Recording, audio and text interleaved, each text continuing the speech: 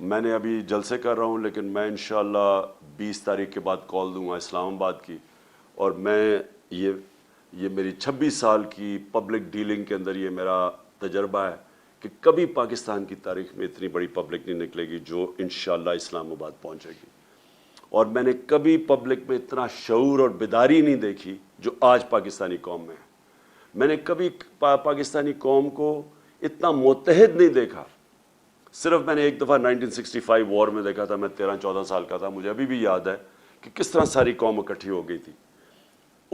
اس کے بعد یہ پہلی دفعہ میں نے دیکھا کہ ساری قوم اکٹھی ہو گئی ہے ایک چیز کے اوپر کہ غلامی نامنظور، امپورٹڈ حکومت نامنظور۔ یہ ساری پاکستانی قوم میں نعرہ چل پڑا ہے۔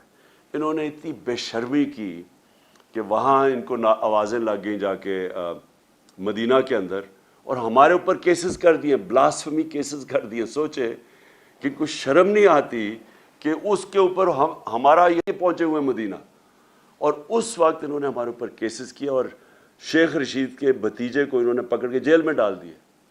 یہ ہے وہ حکومت جو لے کے آئے ہیں، کرمنلز کی حکومت ہے۔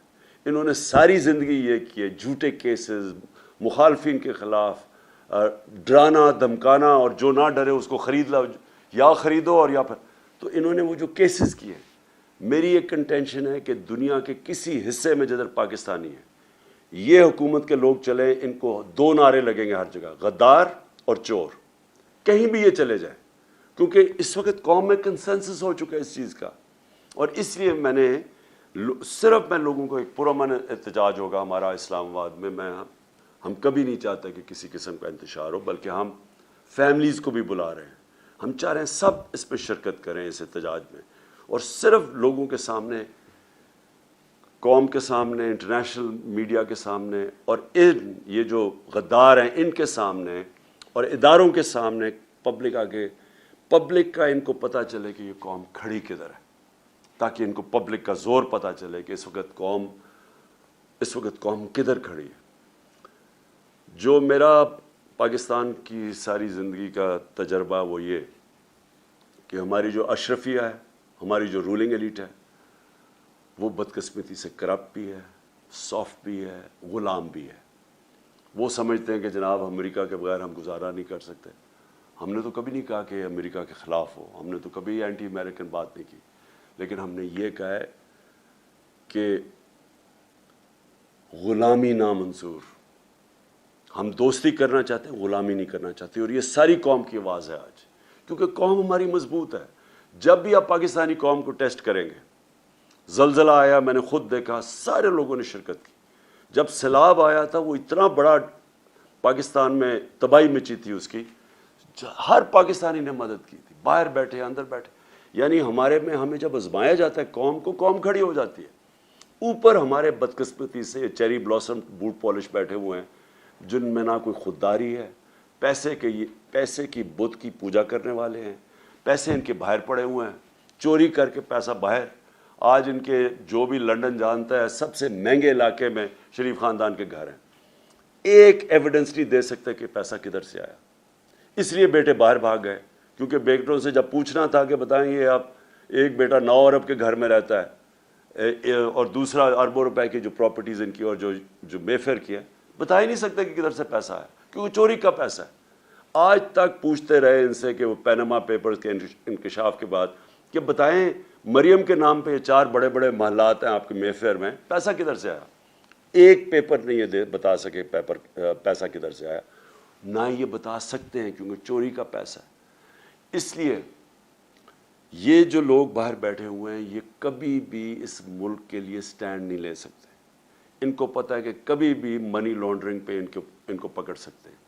جس طرح روس کے جو اولیگارکس ہیں، جو بڑے بزنس مین ہیں، ان کو آپ مغرب کے اندر ان کی پراپرٹیز ضبط کر رہے ہیں، ان کو پکڑ رہے ہیں، اسی طرح جب بھی وہ چاہے ان چوروں کو پکڑ سکتے ہیں۔ اس لیے کنٹرولبل ہے، یہ کبھی ملک کے لیے سٹینڈ نہیں لیں گے، اور اس لیے بھی یہ موومنٹ کا کامیاب ہونا بہت ضروری ہے۔ تو میں آخر میں آپ سب کو جو پیغام دینا چاہتا ہوں وہ یہ کہ آپ نے اسی طرح مظاہرے کرنے ہیں، آپ نے جو آپ کے علاقوں میں پبلک ریپریزنٹیٹیوز ہیں ان کو آپ نے ضرور خط لکھنا ہے, پٹیشن کرنی ہے, سوشل میڈیا کیمپین کرنی ہے, اور پھر آپ نے جو ہمارا وہ ہے جو ہمارا اکاؤنٹ ہے نامنظور.com, جو ہماری ویب سائٹ آئی, اس کے اوپر آپ نے سب نے اس میں کنٹریبیوٹ کرنا ہے, کیونکہ ہم اب پوری کیمپین چلائیں گے اپنی سارے پاکستان میں, اور اس کیمپین کے لیے ہمیں اوورسیز پاکستانیز کی بڑی ہیلپ چاہیے ہوتی ہے, کیونکہ تو ہمارے ملک میں, اپنے ملک میں ان کے کیا مورالٹی ہے اور ایکسپیکٹیشنز ہیں پبلک ریپرزینٹیٹیو سے. ہمارے ملک میں پرائم منسٹر مسلط کر دیا ایک کرپٹ ترین آدمی, اور اس کے ساتھ سارا ایک کرپٹ ترین ٹولہ جو انٹیریئر منسٹر ہے. امیجن کرو جس کے نیچے انٹیریئر منسٹری ہے, ان کا اپنا وزیر نون لیگ کا کہتا ہے اس نے 18 قتل کیے ہوئے ہیں. ان لوگوں کو ہمارے اوپر بٹھایا. میں سمجھتا ہوں کہ یہ اس سے بھی بڑی سازش ہے.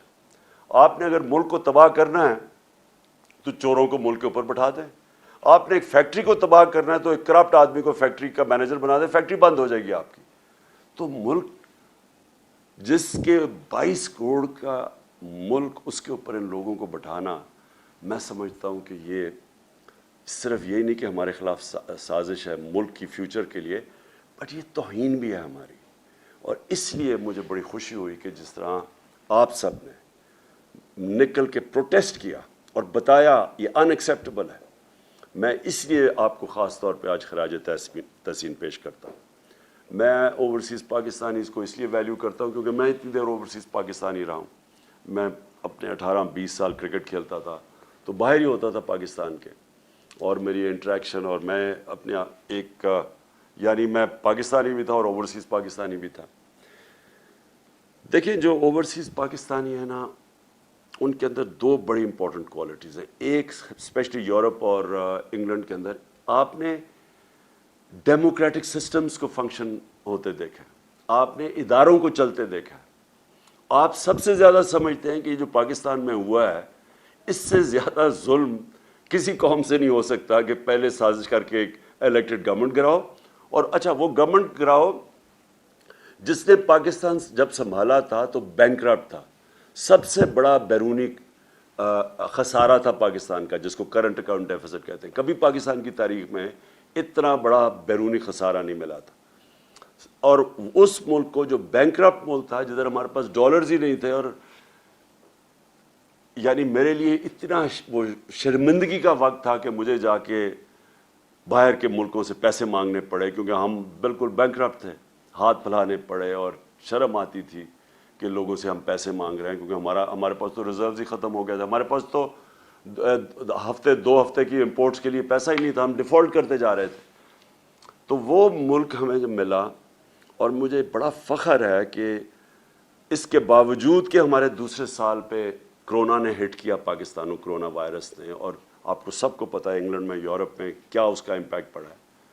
آپ یہ سمجھیں کہ یہ ہمیں باتیں کرتے ہیں اہلیت کی, کہ پاکستان وہ ملک تھا جس دنیا میں ریکگنائز ہوتا ہے کہ سب سے بہترین طریقے سے ہم نے کرونا کو مینیج کیا.